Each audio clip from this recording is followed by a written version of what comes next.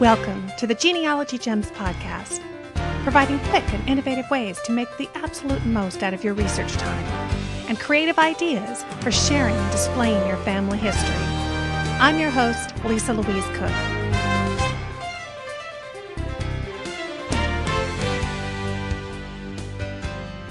Hello and welcome to Genealogy Gems podcast episode number 117. I'm so glad you're joining me here today to talk about all things genealogy. And in addition to talking here on the show, I always enjoy hearing from listeners via email and voicemail, Facebook, and now Google+, and of course Twitter, and all the other zillions of ways that people connect these days.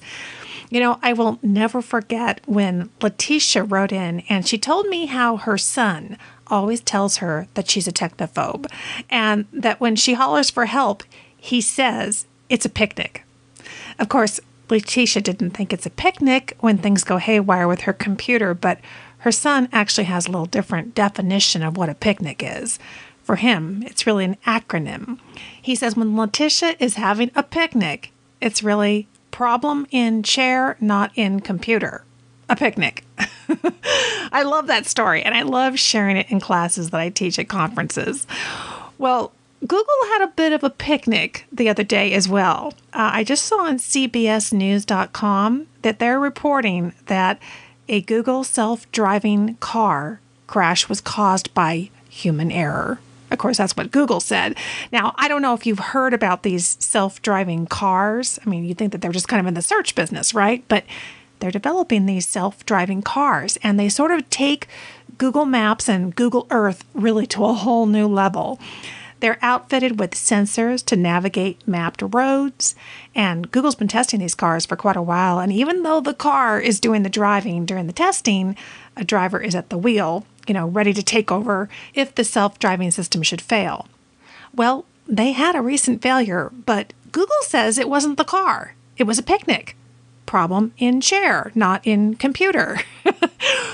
According to this CBS article, the car blog Jalopnik published photographs showing what they describe as Prius on Prius vehicular violence and reported that Google's self-driving car appears to have rear-ended another Prius. Other reports say that the accident wound up being a 5-car fender bender. And yes, of course, I will have a link in the show notes for you so that you can sneak a peek at all this mayhem yourself. But Google says that we shouldn't blame the software. The company told the Mountain View Voice here in California in an email that the crash was caused by human error.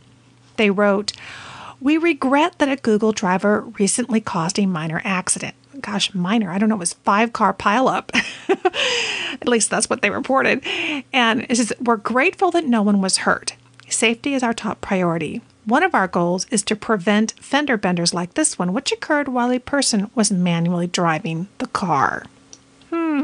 Gosh, I certainly hope that he wasn't texting on an Android phone. Yikes. It really gets you thinking, who really would be at fault if a self-driving Prius gets in a crash and a real live human being isn't driving? Seems to me like that could lead to a whole bunch of new lawsuits for Google. And I have to tell you, here in Sue Happy, California, that could be a big win to get in a wreck with a deep-pocketed Google-driven car. Yikes. Hate to even think about it. But Google appears to agree with Letitia's son's theory that the problem is always in the chair and not in the computer. Now, I don't know if that's always true, but here at the Genealogy Gems podcast, I aim to greatly reduce that possibility by arming you with the gems and the technology gems that will put you in the driver's seat when it comes to family history. Now, one of the ways I tried to do that recently was by doing a free webinar, which I did for Family Tree Magazine the other day. I didn't even mention it on the last episode because it hadn't been planned yet. They asked me if I'd be willing to do an Ask the Google Guru session with their readers, and it was pretty short notice, and I was very happy to do it. But don't worry if you missed it, because I'm going to be posting segments from that recorded video webinar on the Genealogy Gems YouTube channel. So Just keep an eye on the Genealogy Gems e-newsletter, and we'll let you know as soon as those are up. You can sign up for the free newsletter at my website, and I would also encourage you to go over and visit the Genealogy Gems channel at YouTube. You'll find it at youtube.com/genealogygems, and just click the subscribe button, and that way you'll get notified as soon as a new video is posted. And of course, we've got over 50 great genealogy themed videos for you there at the Genealogy Gems YouTube channel that you can choose from to kind of get you started. And after that Ask the Google Guru webinar, Kira posted on my Facebook saying, I listened to your webinar on Google Tools today. I wanted to hit myself over the head for not having those tips sooner. I've put them to good use, and they're helping me immensely. A million thanks. And she put tons of exclamation points. Well, I'm so glad. I'm glad, Kira, that it was helpful. Don't hit yourself over the head. Sounds painful, but happy to help. I love doing the webinars, and it's so much fun to know that folks are listening all over the country, and sometimes they're listening around the world. In fact, I also gave a webinar last week for the Story County Genealogical Society in Ames, Iowa, which was a ton of fun. They booked me to give a presentation on how to use old newspapers to get the scoop on your ancestors. And they had a great turnout, and we even gave away several goodies. We gave away a copy of the Genealogist Google Toolbox book. We did a set of the Google Earth for Genealogy DVDs, and of course gave away a 1-year premium membership to their group, and also Roots Magic, who so graciously provides the GoToWebinar platform for the webinars that I do at no additional charge to the societies. They gave away a copy of Roots Magic as well. So we had a lot of happy winners and a lot of people really excited to get out there and dig around in old newspapers. We gave them a lot of strategies to do that. So if your genealogy society doesn't have the budget to fly out speakers in person, and really it's getting harder and harder, isn't it? Webinars are a fantastic alternative to getting really good national speakers at your society. And you can find out more about how to book me to speak to your group by going to my website and clicking Seminars in the menu. You'll find all the info there. We also had some exciting news around here recently. There's a website called appadvice.com, and they published their app list for hobbies, and they named the Genealogy Gems podcast app as a must-have for family history. They said, as more and more old records are added to the internet, researching your family history has never been easier or more fun. This app, the Genealogy Gems podcast, Your Family History Show, is a great resource for both amateur and professional genealogists. It features streaming of the Genealogy Gems podcast, as well as show notes and bonus material such as PDF files and images. The podcasts are loaded with tips, links, and information that truly are gems for researchers. The interface is easy to use, and the type and controls are larger, making this application ideal even for older users. For those into genealogy, the Genealogy Gems podcast, Your Family History Show, is a must-have app. Well, this was so cool because, we got a nod from a very well-respected tech website outside of the genealogy world.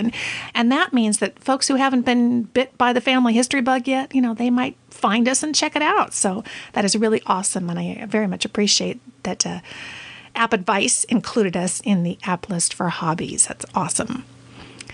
And in other genealogy news, Ancestry made an interesting move recently. They decided to put out a press release about the fact that the images and indexes to the 1940 U.S. federal census are going to be made available free to search in the U.S. when it becomes available in mid-April 2012. If you heard about that, did you wonder why they announced that in August of 2011? It seemed a little bit early. Well, interestingly, it was just before Archives.com made their big announcement that they are going to be adding the entire U.S. federal census to their website. I blogged about this at length in an article on my website called Archives.com Makes Their Big Move. To be honest, when I first heard about Archives.com, I wasn't sure what to make of them. The site almost had a phishing feel to it, and the vague responses to my inquiries just added to my lack of confidence. And I wasn't alone. Many genealogists were scratching their heads and wondering who they really were. So it comes as somewhat of a relief to see Archives.com making their big move today with their announcement that they are adding the U.S. Census to their website in partnership with Family Search. In actuality, they made their big move when they brought Family Search veteran Ann Roach on board as Director of Content Development. It was clear that they were getting poised to pounce on the industry. According to their press release, the U.S. Census collections were made available by Family Search International, the world's largest genealogy organization, as part of a joint effort to introduce more records to family historians worldwide. In conjunction with the census effort, Archives will also embark on a joint project with Family Search to digitize tens of millions of additional historical records, the majority of which are not currently online. Archives has pledged a minimum of $5 million to the project. So this answers the big question many have been wondering about Archives.com, which launched in July of 2009. Would they digitize original documents and host them on their site? Up until now, it has appeared that the majority of the content was coming from other sources, some of which are free from other sites. And this created a perception that their mission was to be more of a portal than a content provider, which didn't sit that well with some genealogists. And it was hard to imagine anyone taking on Ancestry because they are already so far out in front. But as the saying goes, content is king, and Archives.com is making a move I'm sure they hope will put them in the line of ascension. We're dedicated to bringing users new and compelling content, and that's why we're happy to contribute at least $5 million to similar ongoing community projects, says Archives CEO Matthew Monahan. Well, that's good to hear, and it's about time. Archives.com's competitive edge is its current low price compared to Ancestry's subscription rate. And Monahan continued to say, adding the U.S. Census and other unique collections as part of this initiative with Family Search will be a game changer. Archives.com has integrated the full set of U.S. federal population census indexes from 1790 to 1930, consisting of over 500 million names, along with 3 million images from census years 1850, 1870, and 1900. In the near future, they say the full set of census images will be accessible. While Archives.com has a long way to go to match the volume of Ancestry's content, a bit of competition may be very healthy for all concerned. Hopefully that's going to mean more records for family historians. So we'll just have to wait and see who will reign supreme. Well, this post also appeared on my Facebook page where Hank commented, "Glad to hear of the new content. Based on your post, I signed up for a trial subscription, which I may keep since it's only $39 a year, but may not keep. At first glance, I am not impressed with their search functions. I find it difficult to locate a specific database to search, and also when asking for a specific name, it comes up with several names that have no match other than the last name. Additionally, they somehow think that the Social Security death index hits also classify as cemetery listings. Ew, that doesn't sound right. I wonder how quickly the new content will be added and how that will affect their pricing structure going forward." Good questions, good observations. I think we're just going to have to keep our eyes peeled. It's really going to be interesting to see Archives' approach to challenging the big fish out there and Ancestry's response to being challenged. But Ancestry has also made another move recently, as you know. They purchased the website footnote.com a while back, and we've all sort of wondered what they were going to do to handle integrating Footnote into their stable of products. Well, they've decided to focus Footnote primarily on military records, and they now have a new name for it that reflects that. Footnote.com will now be known as Fold 3, which comes from the third fold in a traditional military flag folding ceremony, which is made in honor and remembrance of the veteran departing their ranks who gave a portion of his or her life for the defense of our country to attain peace throughout the world. So just like families, the genealogy world never stops changing and growing, and hopefully it's going to mean a lot more online resources and collections for all of us, the family historians, and that's great. And not to harp on Ancestry too much here, but I did think that you'd want to know that they have expanded their U.S. school yearbook collection. to include more than 150 million records. They've added nearly 25,000 new yearbooks to the collection. I love yearbooks. I mean, those are just wonderful resources. I find them on eBay too. Go check out eBay if you've been looking for a particular one. But this new collection of nearly 25,000 new yearbooks now brings their total to over 35,000 and carries 155 million records. They always like to say the millions there, encompassing the years 1884 to 2009. The U.S. yearbook collection includes close to 7 million images and thousands of U.S. high schools, junior highs, academies, colleges, and universities. Okay, well, that's it for all the news. I am looking forward to hearing from you, and we will do that next at the mailbox.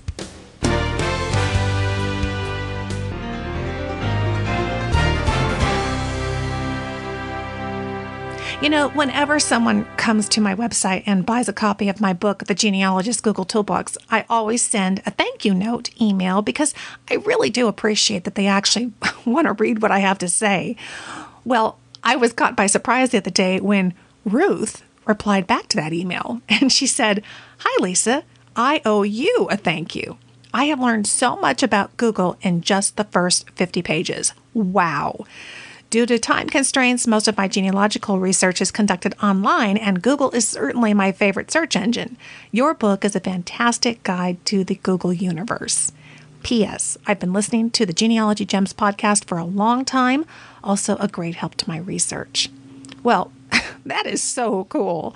It's emails like that that keep me pushing on writing my new book.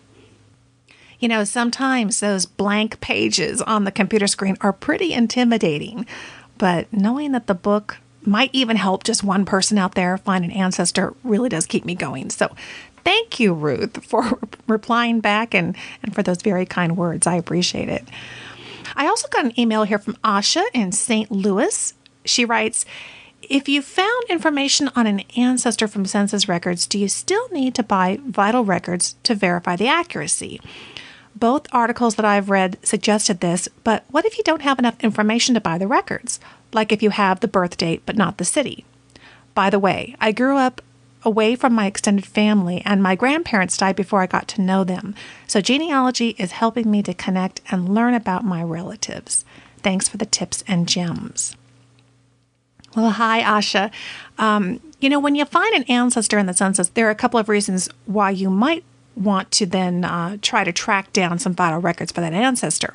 You will want to confirm the accuracy of the census listing itself.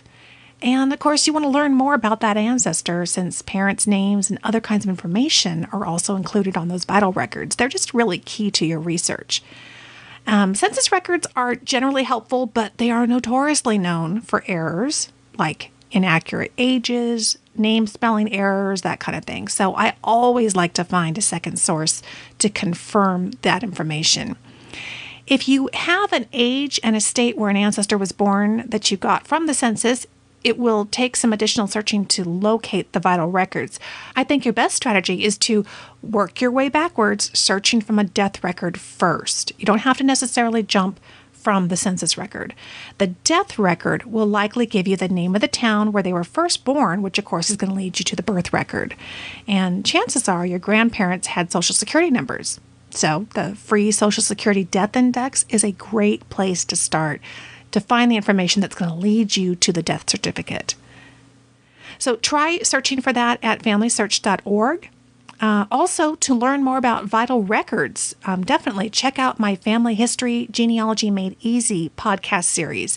Episode number 3 focuses on the search process and specifically death records and all those different vital records. So that would be a great one. You can listen to that for free in iTunes or from the website. So best of luck and thank you for writing. And Randy in Nebraska wrote in with a question just about everybody faces at some point. He says, "I've been looking through our family history for years. After my dad passed away at the end of June, I heard the clock ticking on my other relatives and knew it was time to finally get serious about genealogy. I've collected a lot of information through the years, and some of my lines are completed pretty far back. My question is, how do you cite information from someone else's work while they have great citations themselves? How much should a person retrace sources when the information is published on the internet or in family histories? I professionally work in agricultural research, so I know the importance of solid work, and the information I've gathered is solid. I just hate to reinvent the wheel. Well, Randy, you're asking excellent questions. Published family histories are wonderful finds, and yet they can have errors or omissions. That always happens. First, I would spot check a number of the sources in the published history that you found and just see, are they verifiable? Are they accurately recorded? Assess what is the quality of the published work that you found. Ideally, you'd want to verify all of it. But realistically, and I'm just being realistic here, that can be very difficult to do, particularly for a very lengthy published work. And to be honest, not everybody does it. Not everybody proves every single piece, but that's the goal. It's really to verify it yourself and find those primary sources yourself to verify that information. Also, published and properly cited family histories are really in a different category than a family tree that's published online. So kind of keep those two things separate in your mind, because family trees published online are notoriously inaccurate and oftentimes, most of the time, I would say, not properly sourced. It's very easy for errors on family trees to get picked up, and they just keep getting added to online family trees. So what I would do is, rather go into a lot of detail here, I would recommend that you read the article called Using Published Family Histories. It was published in the March and April 2002 issue of Ancestry magazine. It's on page 46, and the good news is that all of the past Ancestry magazines have been digitized, and they are available for free on Google Books. So just go to Google Books and do a search on Ancestry magazine, published family histories. I'm thinking it's going to just pull up the March, April 2002 issue and then hop over to page 46, and you'll find lots of great information there. And as for proper source citations, really the go-to book is Evidence, Citation, and Analysis for the Family Historian. That's by Elizabeth Schoen Mills. And Erickson in California wrote to tell me that he's been bit hard. He writes, Dear Lisa, thanks for all the guidance and inspiration you've given me. In a matter of 6 months, I've caught up listening to your Family History podcast, Family Tree Magazine podcast, and the Genealogy Gems podcast. Wow, you've been busy, Erickson. He says, to date, I have cataloged 265 individual relatives. My parents think I have gone off the deep end with this bug. Love it. I started genealogy not for myself, but for my mom. Her past followed her like a dark shadow. Because of my research, the truth has given my mom peace and clarity about her father. These events have a profound impact on our families. Accepting and forgiving these experiences, no matter how sad, helps us understand where we came from and who we are today. So true, Erickson. And now I know why my mom is the way she is today. But the road that leads to my family history hasn't been an easy task. A few of my relatives were concerned about the security and personal data that I have accumulated about our families. One example, I created a detailed pedigree chart as a PDF file of my aunt's grandson, which included full names and birthdays dating back 5 generations. Well, she freaked out and called my parents to find out the purpose of my project. Sadly, my parents couldn't explain either. The term genealogy is not in their vocabulary. So I contacted my aunt right away, and I reassured her that these things are confidential records for her own personal use. All I wanted was to share what I found so that she can use the pedigree chart as a tool to tell stories about her branch of the family tree. I do have one question that I'm hoping you can answer. Is there an easier way to understand and remember the degree removal terminology, such as first cousin twice removed? When I reach out and introduce myself to new relatives, they give me a blank look when I say these terminologies. Oh, yes, Erickson, we've all seen these looks. He says it's gotten to the point where I would just say distant relative or cousin, which seems overly simplified. Well, Erickson, I understand exactly what you're saying about family members' reactions and the lack of comprehension when we use the term genealogy. I have really embraced, and you may notice I'm using it more on the show, I'm using the phrase family history because it sounds less invasive, for one thing, and people immediately understand what you're talking about. So I don't see any problem with saying family history rather than throwing around the word genealogy, which we tend to do in genealogy circles. Because after all, isn't the point to kind of help bring in the whole family, not just the genealogists in the family? So I'm all for that. And I guess that's the first thing that I really want to say about the cousins thing. If you want to figure out the exact terminology, I've got a link for you in the show notes. There's a great article on this. It's at the about.com genealogy column written by Kimberly Powell, and it's great. She's got a whole chart there, so I'll have a link for you in the show notes to that. But in reality, distant cousin, the phrase distant cousin makes the point, and it can be a lot less aggravating for everybody concerned. So I have no problem with that, because even if you say, second cousin, third time removed, whatever, it's not going to mean anything to those people. So really what you want to do is not put them off, but engage them and get them feeling like, hey, they can chat with you about this, and it's something that you all share in common. So thank you so much for writing great questions, and I appreciate you listening to the show.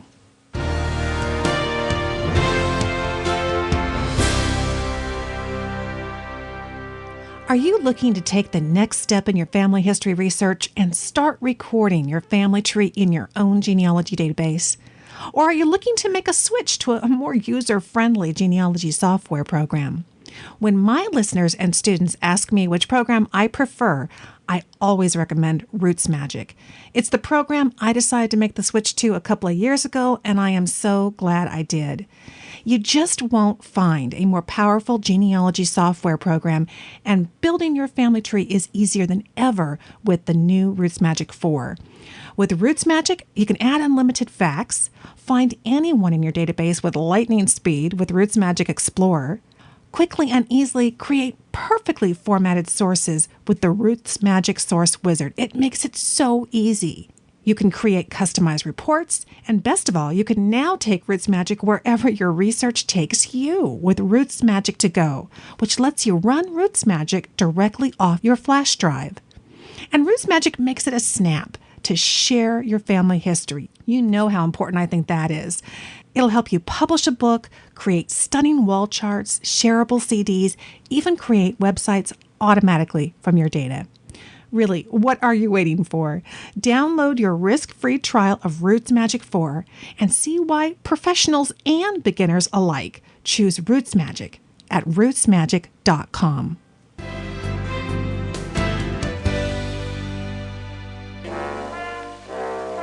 Just one word from you, dear. Just one word from you. Just a line to let me know that your heart is true. I feel oh so lonely, lonely, sad and blue. Time is flying, my heart's crying, crying for one word from you. Well, a while back, a podcast listener wrote me about the abbreviation FL. She says it appears to be an abbreviation that can be used to identify known dates for an ancestor when birth and death dates haven't been established. So, for example, she has a William Provost in her family, and it said FL 1556 to 1607.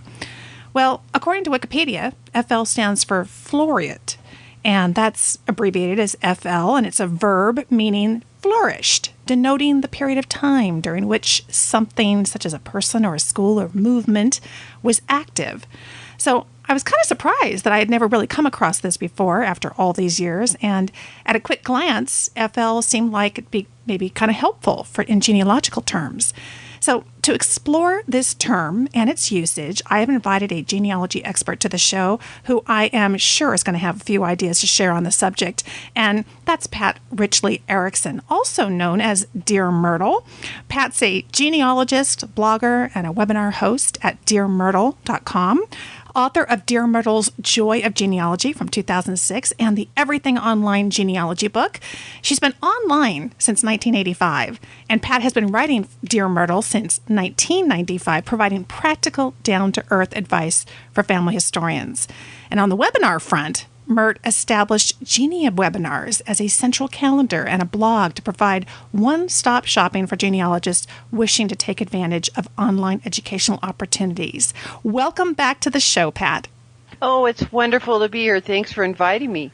And I never know, because I think of you as Pat, but I never know if I should call you Pat or Myrt. Make sure people know who I'm talking to. People call me Myrt. Myrt. And my husband took on the name Mr. Myrt, so whatever you want to call me is just fine. I just love to get a chance to talk with you, and it's our favorite topic, genealogy, so we can go for it. I know. When I saw this, I said, oh, I know who I'm emailing. I'm going to ask Myrt about this. And it's really kind of fun to run across a new term like this. But as with many things, it might just be kind of a case of, what is old is new again. When I emailed you, you said that you really hadn't come across it either. But I know that you did a bit of homework on it. So where does a genealogist like you go to kind of check something like this out when we come across something new? Well, luckily, my Mr. Myrt knows a few people, and so I've turned to a few experts and over dinner occasionally and speaking rather informally about it. So I've spoken with Eric Grunset, who's our NSDAR, Daughters of American Revolution director of the library, and also Henry Hoff, who's editor of, I call it HistGen, but the Register, and also to Tom Jones, Dr. Jones. Both he and Henry are fellows of the American Society of Genealogists, and they are in particular more experienced than I am with colonial time period research. So I have some insights to share. That sounds neat, because it sounds like from just the example that my listener gave, we were talking kind of about those colonial times. So I'm not surprised to find that that's kind of where it originates from. Right. And when I first received your email request last spring, I went first to Family Search Wiki, thinking, okay, they've got a word list and they have multiple language word lists, like one for Swedish and Spanish, and I thought I would find it on the French word list because Flourish kind of sounds, whatever. And not one had FL, which is the abbreviation your listener brought to your attention, except for a German genealogy research list. And FL didn't mean Flourish. It meant it was an abbreviation for their monetary unit, known as a FLORI, so it wasn't even in the same category. Oh. So Scotland, I looked at every single word list, and I looked at Dick Eastman's glossary. Remember, he's got his online genealogy dictionary, and couldn't find it. So I was really stumped. Very interesting. So it really does look like it's something quite old that somewhere along the line it just got kind of left behind. And when I was looking at it, I was thinking about, when did somebody flourish? This is a little different than saying circa. It was about the time of around 1892 to 1894 kind of a thing. It's really talking about almost like a lifespan of a person as far as we know about it. So on the surface, it sounds kind of helpful. But what do you think? Well, first of all, what did you find out from some of those experts you talked to about it? And then why do you think it's not more commonly used today? Well, all three of them said it is used in in history books. It's used in historical research reports, and that is not the same as a genealogy or compiled kinship determination.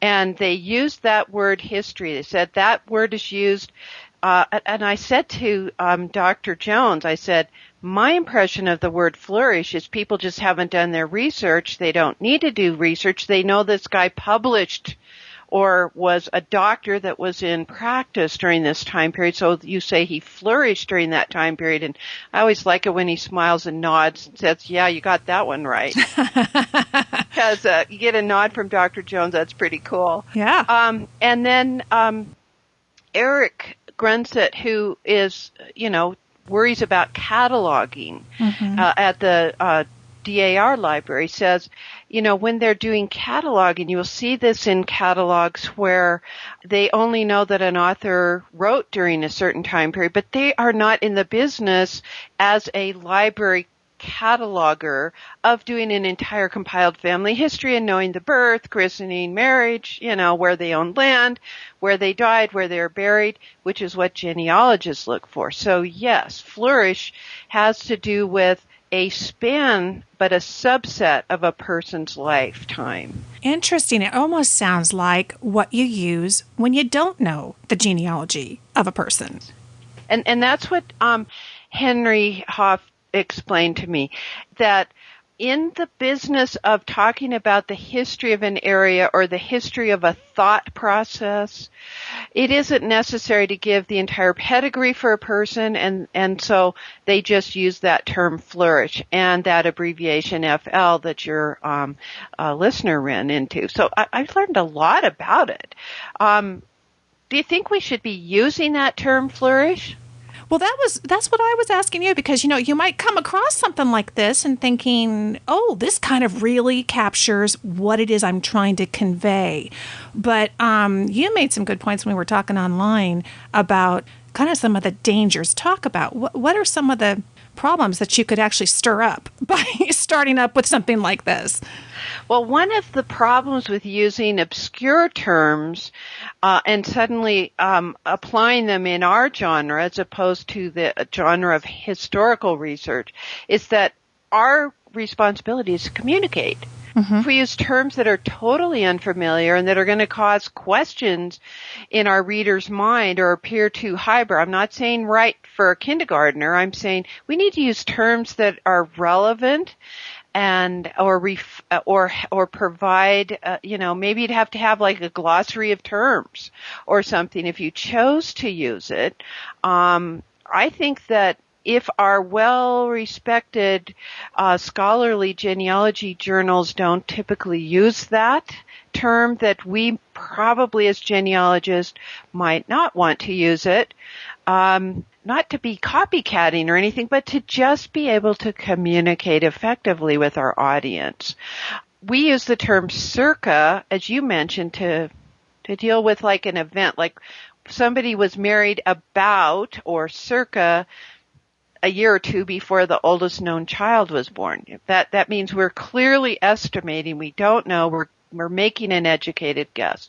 But when we come across that term flourish, unless you've been trained in the world of history or cataloging of library items, I think it's a bit too archaic or unknown for us to begin to adopt it. Exactly. I think, like you say, if you come across something like this as she did in her research, and we all come across stuff we think, what in the world are they talking about?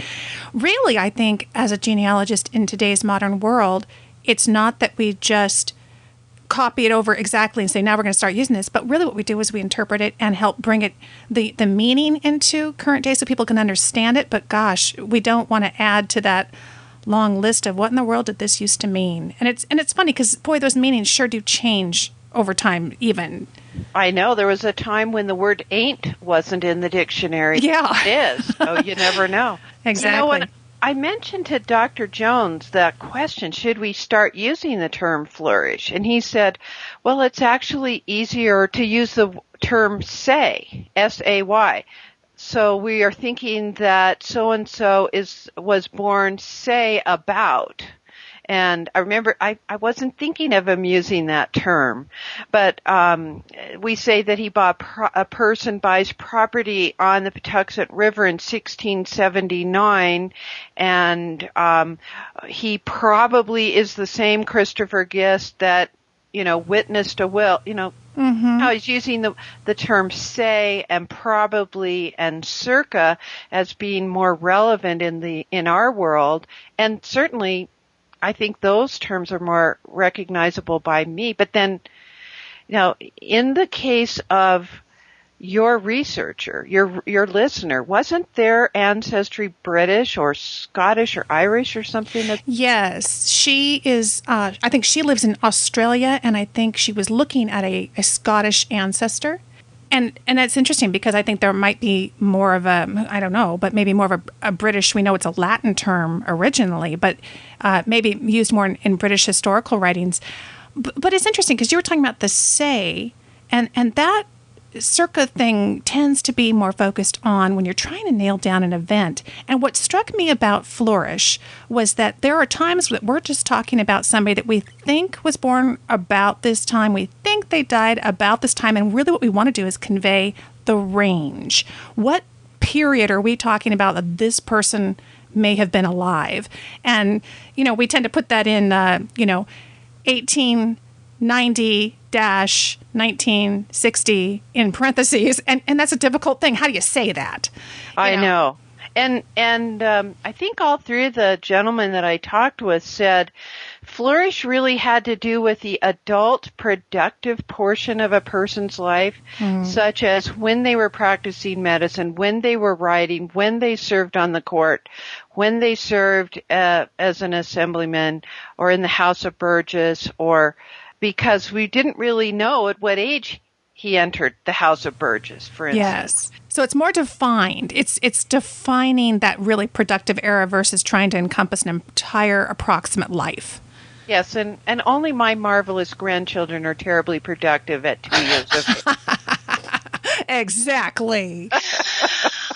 Well, great point. So we probably won't start using it, but at least when we come across it now, as she did, we're going to have a better sense of what this meant. This is really talking about the general productive years, most active years of an ancestor in history, and more in historical terms than in really genealogical terms.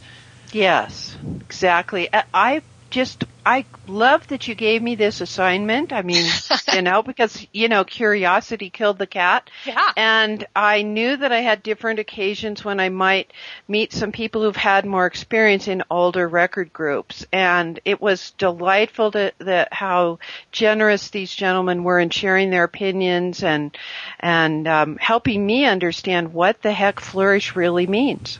Yeah, it was funny when you got back to me and said, I've run into some of these guys. I've been asking them about it. I thought, that is so much like what I coach people to do. I just gave the keynote at the Family History Expo in Midwest, at the Midwest one. And I was saying, when you're in person, it's one thing, we're online, we're doing some of this socially. But boy, when you come to a conference and you're in person, you don't know who's sitting next to you, who may just have the answer to that question that you've tucked away. And things like this. This was a question that she tucked away several months ago. I tucked it away and put it out to you a couple months ago. And it's kind of come all the way around and look the brain trust that's come together to kind of give us more answers. I love it. Well, I'm merely a conduit. I wasn't exactly a driving force. But yeah, it was a learning experience for me. And this is what it's all about, is helping each other. Yeah. Understand this whole and getting out of, like, for instance, my experience is mostly U.S. research. I only have a few British records in the way of church records that I've looked at. So my opinion of any term could be totally skewed if what it is referring to is a person who lived in Great Britain. For instance, one of my readers said to me, "You use the term 3-ring notebook, my organization system." Well, notebooks, rather than the term binder, which is the preferred term in England, a notebook is in English phraseology or in their way of thinking are remember those old composition books that were black and white kind of modeled on the cover? Oh, yes. That's called a notebook. Right. More of a school book, yeah. Yes, and a binder is a 3-ring binder that you can put things in with page protectors and hole punch and all that sort of thing. And so I've had to train myself to say binder because we can accept that as a 3-ring. But notebook is definitely something different for my readers from England and Scotland and other places there. So we have to learn to think globally. We do. We are. I know. I get that reminder sometime from people going, now you remember that we're in Australia, we're in England, we're using different phraseology. But I love it. It's all that social connecting. And just now that we've solved the world's problems when it comes to FL, I want to talk about some other connecting that you're doing before I let you go, because you got a really interesting project going on over at the Genia Quilters group on Facebook, of which I'm a member. And tell us about that. Well, we were approached by our friends over at the Federation of Genealogical Societies to do a quilt. We did a fundraising quilt this past year for Southern California for their scholarship committee or program. Yeah. And the project is going forward. We're making a quilt. You have to call it a fundraising quilt because of the many states and countries that are involved. The War of 1812 Preserve the Pensions Project is a joint effort between the Federation of Genealogical Societies, the National Archives that houses the original hard copy 1812 pension files, and Footnote.com, who are the folks that are doing the digitizing. And it's a $3-point-something million project, and the Genia Quilters are creating a quilt with period appropriate fabric choices and also patterns. And so far, I have people that personally lived here but didn't serve during the War of 1812 or receive a pension, but they benefited from it. And so far I know 2 of our quilters actually do have 1812 pensioners. So the money that is raised by the quilt that we make will go toward that Preserve the Pensions Fund. It will be, our quilt squares are due the 1st of November, and the first time it will be on display will be at Roots Tech 2012 in Salt Lake City in February. I get to keep it in between. Ooh. And then I'll take it to NGS 2012, and then it will also be again on display. All 3 times it will be at the FGS booth in each of those venues. And then at the 2012 FGS conference, it will be given away. And we're so excited as quilters to use our craft as a way to honor those who paved the way for us, be they our ancestors or those that our ancestors rubbed shoulders with. So we're pretty excited about that project.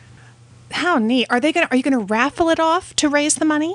Well, we can't use the term raffle because most states in the United States don't permit that. Or if they permit the use of that term, you have 180 days. That's the most you can do. And this is going to extend for for 3 different shows. And so we have to call it a fundraising quilt and specifically not use the term raffle, or we won't be allowed in Birmingham. Yes. So all that technical stuff somebody else has figured out. All I know is the quilters are gung-ho. We're so excited about it. And that's what we're doing for our give back to the community and support a really worthwhile cause. How neat. And I know that the quilters are all over the country, if not, beyond. But you guys it doesn't matter where you live, you're all going to submit your blocks, and then these blocks all come together and get sewn together.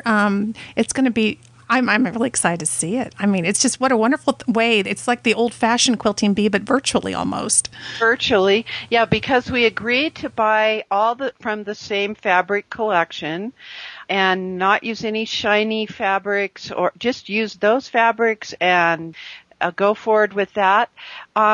And we're also creating a book. Each person must take a picture of themselves with the block, and then tell the story of why they chose that block pattern.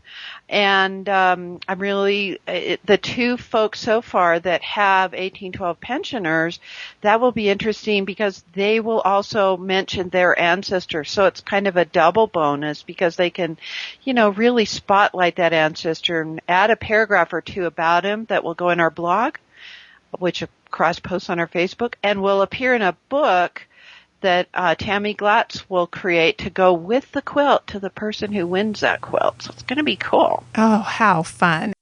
Thank you for getting together and put your heads together with me talking about this flourish. We flourished on the podcast talking about this very old term. Fun as always. Thanks, Mert. Okay, bye-bye.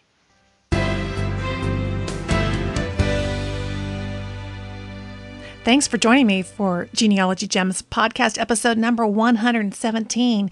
We ran kind of long today, but I think it was worth it. Thank you so much to Dear Myrtle for joining me today. Pat Richley, she's a wealth of information. We flourished in our research today. And if you have any questions or comments about today's episode, drop me a line at genealogygemspodcast@gmail.com, or you can leave a voicemail at 925-272-4021. Thanks so much for listening, friend. I'll talk to you soon.